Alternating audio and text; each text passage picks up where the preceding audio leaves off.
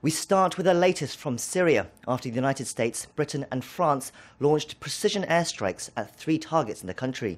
The attack ordered by US President Donald Trump was in response to the Assad regime's recent chemical attack on civilians. Cha Sang-mi has the details. President Trump addressed the nation from the White House on Friday night local time, saying he had given the order for the U.S. military, in conjunction with Britain and France, to launch airstrikes on Syria. I ordered the United States Armed Forces to launch precision strikes on targets associated with the chemical weapons capabilities of Syrian dictator Bashar al-Assad. President Trump said the strikes were necessary to prevent chemical weapons from being used on innocent Syrians again.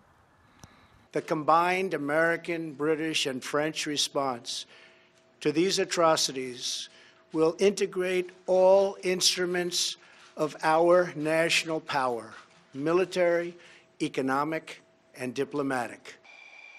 The Syrian armed forces later said the U.S. and its Western allies fired a total of 110 missiles from manned aircraft and ships.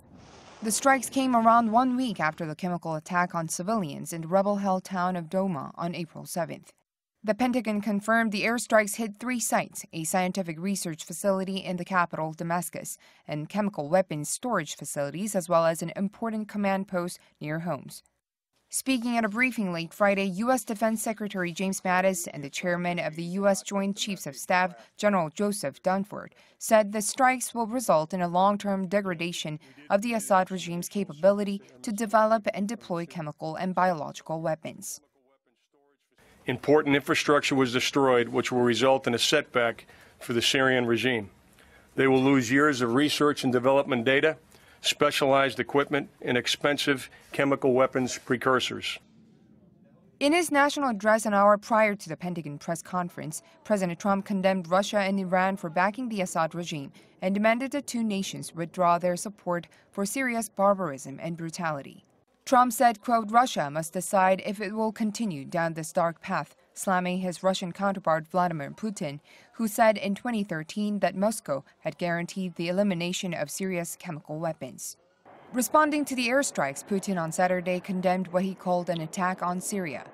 In a statement released by the Kremlin, the Russian leader called the airstrikes an act of aggression against a sovereign state and a clear violation of the UN Charter. Cha Sang-mi, Arirang News.